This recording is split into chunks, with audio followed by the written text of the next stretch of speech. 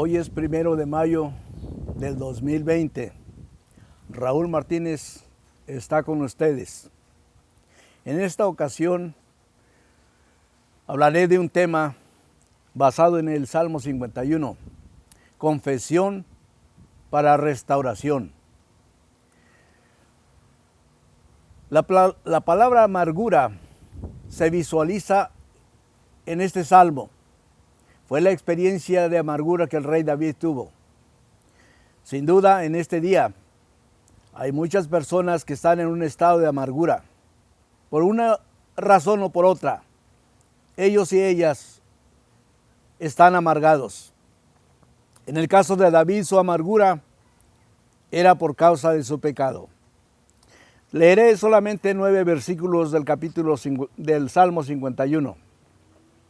Ten piedad de mí, oh Dios, conforme a tu misericordia, conforme a la multitud de tus piedades, borra mis rebeliones. Lávame más y más de mi pecado, y límpiame de mi pecado, porque yo reconozco mis rebeliones, y mi pecado está siempre delante de mí. Contra ti solo he pecado y he hecho lo malo delante de tus ojos, para que sea reconocido justo en tu palabra, y tenido por puro en tu juicio. He aquí en maldad he sido formado y en pecado me concibió mi madre. He aquí tú amas la verdad en lo íntimo y en lo secreto me has hecho comprender sabiduría. Purifícame con hisopo y seré limpio. Lávame y seré más blanco que la nieve. Hazme oír gozo y alegría y se recrearán los huesos que has abatido. Esconde tu rostro de mis pecados y borra todas mis maldades. Vuélveme el gozo de tu salvación, y espíritu noble me sustente. Entonces enseñaré a los transgresores tus caminos, y los pecadores se convertirán a ti. Bien, quiero enfatizar 3 cosas en esta plegaria de David. Hace una admisión, menciona efectos de pecado, y menciona una promesa para honrar a Dios. Primero, David admite ser pecador. David hace una imploración diciendo, ten piedad de mí. David estaba pensando individualmente, estaba pensando en él, y por eso hace una imploración. No solamente hace la imploración, pero verbaliza su conducta. Y lo hace con 3 palabras: mis rebeliones, mis pecados, mis maldades. Ya había admitido su naturaleza pecaminosa cuando dijo, he aquí en maldad he sido formado y en pecado me concibió mi madre.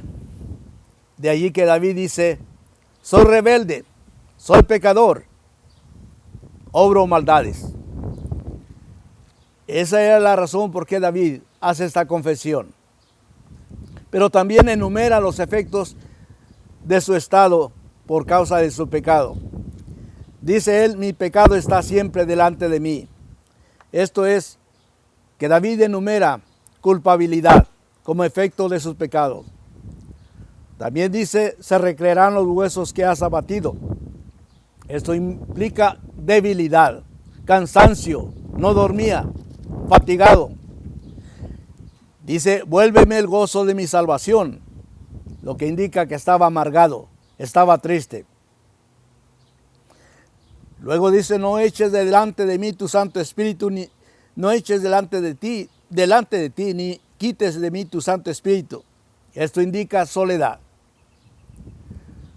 Él tenía personas a su alrededor, personas con él o cerca de él, pero por no tener la presencia de Dios o sentir la presencia de Dios, estaba en soledad. Además, él dice, entonces enseñaré a los transgresores tus caminos. Esto indica inutilidad. El pecador o pecadora que quiere servir a Dios, que quiere ser influencia en otros, es inútil cuando hay pecado en él o en ella. Este es el caso de David.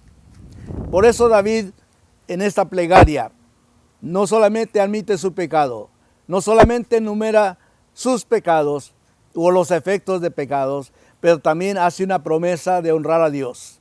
Dice, él primero, antes de servir a Dios, honrar a Dios: lávame, límpiame, purifícame, borra mis rebeliones.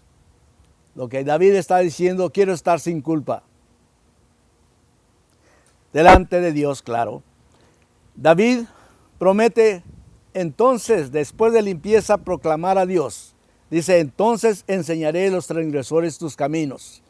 La experiencia de David lo hizo llevar a pensar en otros también, que como él estaban amargados por vivir como él en conductas de pecado. Y él sabía que si él tenía una experiencia de cambio, podía dar el remedio, la receta a alguien más que lo necesitaba. Por tanto, David hace una promesa de influenciar en otros, pero con una experiencia viva en él mismo. David promete convencer a otros, dice, y los pecadores se convertirán a ti. Qué importante es que un mensajero de Dios o mensajera sepa y viva de tal manera que sus acciones, que su conducta, que su estilo de vida refleje que él o ella es siervo o sierva de Dios. David sabía que no podía hacer eso, estaba en pecado. Por tanto, él decía, aunque les diga, no van a hacer caso, no me van a oír, no me van a creer. Entonces David promete a Dios, si soy limpio de pecado, puedo decirles a otros que hay remedio para el pecador. Bien, David también promete adorar a Dios genuinamente. Dice, entonces te agradarán los sacrificios de justicia. David no podía adorar en esa condición de pecado, pero sí clamó y buscó a Dios con esta plegaria de confesión para restauración. Así llegamos al punto de ver que las lecciones de este salmo, las lecciones de la experiencia de David, es que los efectos de pecado producen amargura. La conducta de pecado es mal testimonio.